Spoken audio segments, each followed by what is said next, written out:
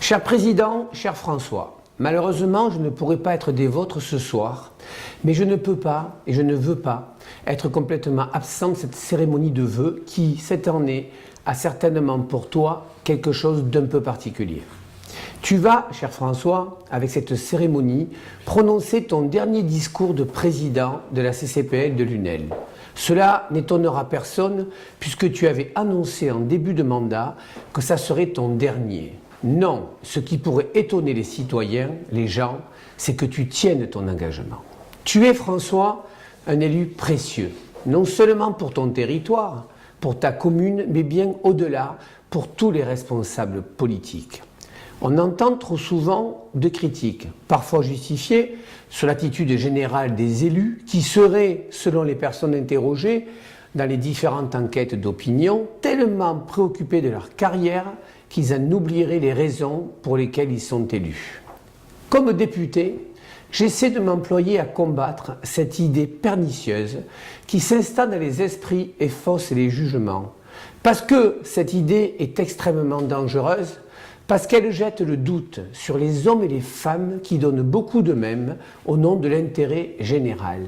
Elle crée de la défiance envers nos institutions, qu'elles soient locales ou nationales. Surtout, elle ouvre un boulevard à ceux qui rasent gratis et veulent faire croire à la supériorité de leur idéologie extrémiste. Eh bien, François, par ton attitude tout au long de ces 2 mandats, par ta sincérité de ton engagement, par ta démonstration que tu fais en tenant l'engagement pris devant les habitants il y a 6 ans, tu combats cette idée par les actes.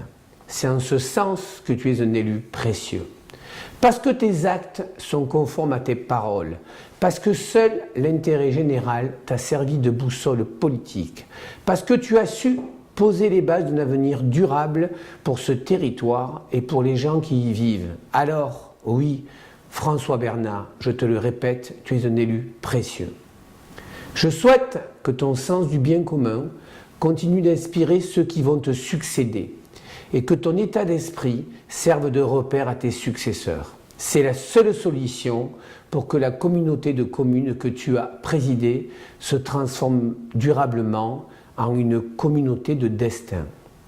Je sais qu'en ne te représentant pas pour un nouveau mandat, tu n'abandonnes pas pour autant la vie publique et politique, puisque tu continueras de siéger au conseil municipal de Saint-Cériès, du moins je le souhaite.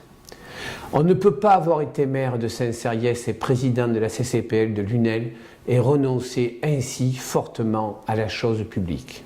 Et c'est tant mieux. Mais tu pourras enfin profiter à ton tour de ce que tu as su faire de ce territoire. Utiliser ces structures, notamment l'escalade et les équipements que tu as tant voulu pour les habitants. Flâner plus souvent que tu n'as pu le faire ces dernières années. Alors François, tu quittes ta famille des élus communautaires pour mieux retrouver la tienne et ce choix t'honore. Oh bien sûr, le député que je suis, ce choix me contrarie tout de même, ce choix, mais je le respecte. Et tant d'élus seraient bien avisés d'en faire autant et de savoir tourner la page. Pour finir cette petite intervention, et puisque la lumière est le thème de cette cérémonie, comment ne pas citer Nelson Mandela? En faisant scintiller notre lumière, nous offrons aux autres la possibilité d'en faire autant. Cher François, laisse-moi te souhaiter à mon tour une nouvelle année lumineuse et puissent tes successeurs faire scintiller leur lumière après la tienne. Respect et bon courage pour la suite.